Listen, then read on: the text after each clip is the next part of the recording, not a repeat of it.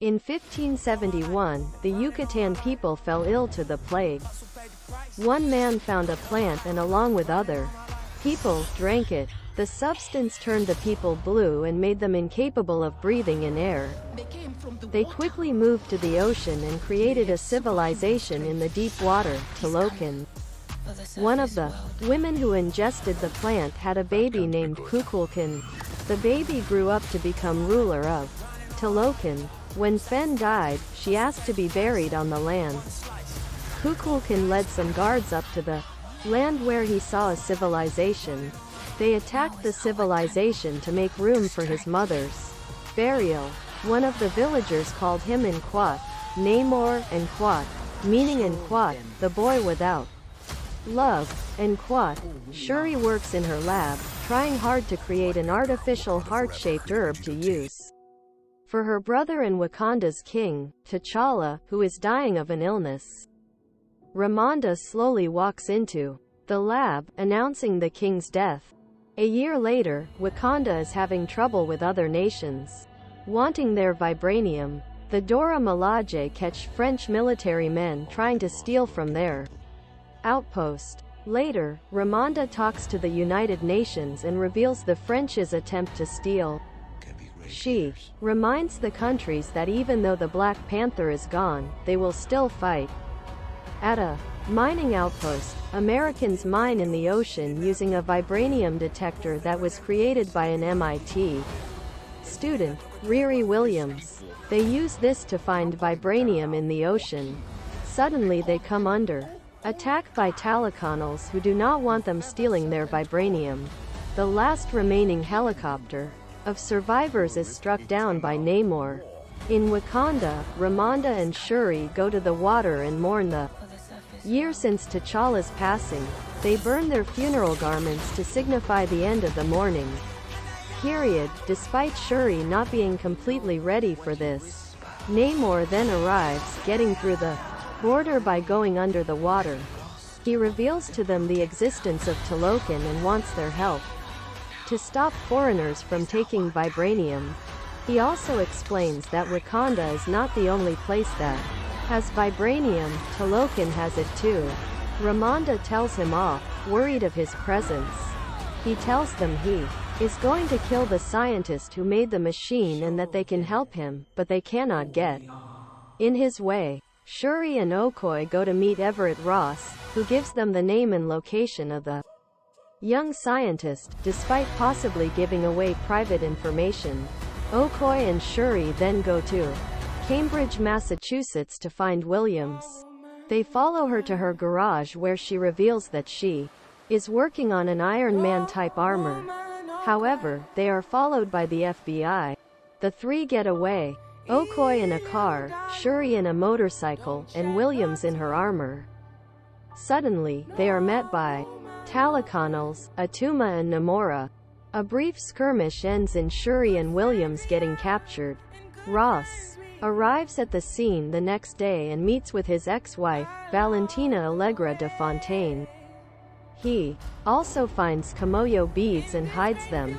In Wakanda, an infuriated Queen Ramonda reprimands Okoye for losing Shuri, which is exacerbated by previous incidents such as when she seemingly sided with Killmonger when he usurped the throne, and fires her from her position as general.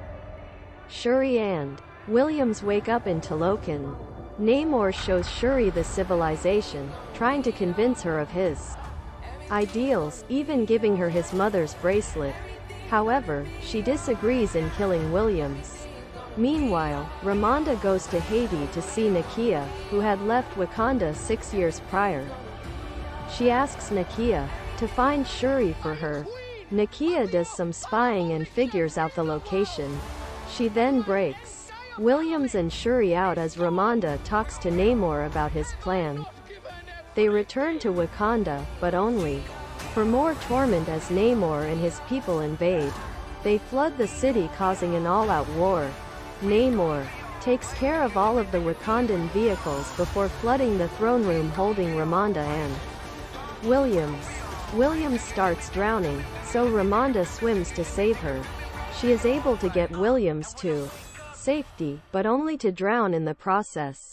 Shuri mourns her mother's passing as Namor tells her she is queen now. He and his people then leave the country. Meanwhile, Allegra de Fontaine finds out that Ross has been communicating with Wakanda this whole time and has him arrested. M'Baku talks to Shuri after the funeral and gives her moral judgment that she should not kill Namor. He then tells her he will provide housing for the displaced Wakandans following the attack. Shuri then uses Namor's mother's bracelet to create the artificial heart-shaped herb, which finally works. She goes to the astral plane after taking it and is greeted by Eric Killmonger, who claims they are the same. They argue a bit before Shuri claims she is going to kill Namor out of revenge. Shuri wakes up and makes herself a suit. She then drops into a meeting between M'Baku and the elders as the Black Panther. In preparation of the battle, Shuri and Williams realize that they could weaken Namor by heating his body up to where it cannot get oxygen.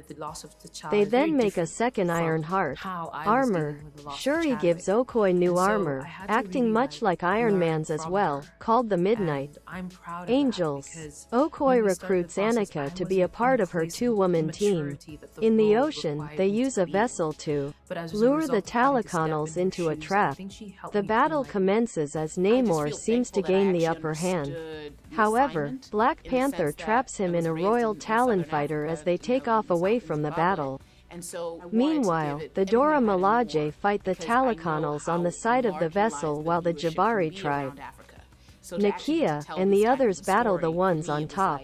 Ironheart and the Midnight Angels take care of the airborne Talaconals. Black Panther heats up the Royal Talon fighter, weakening Namor, but he begins to break out with his spear. Black Panther shoots a blast from her vibranium gauntlets which explodes the whole ship, sending the two adversaries into the island below. The two fight some more, until Namor impales Shuri. However, instead of finishing her off, he is more worried about getting to the water before he dies.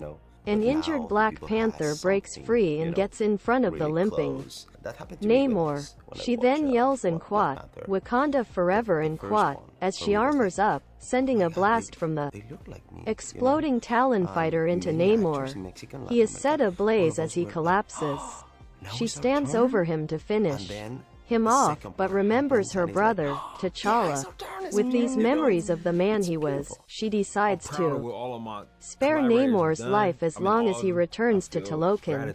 Namor has gratitude for the Black Panther and joins her as they return to the fight scene and tell everyone to stop fighting.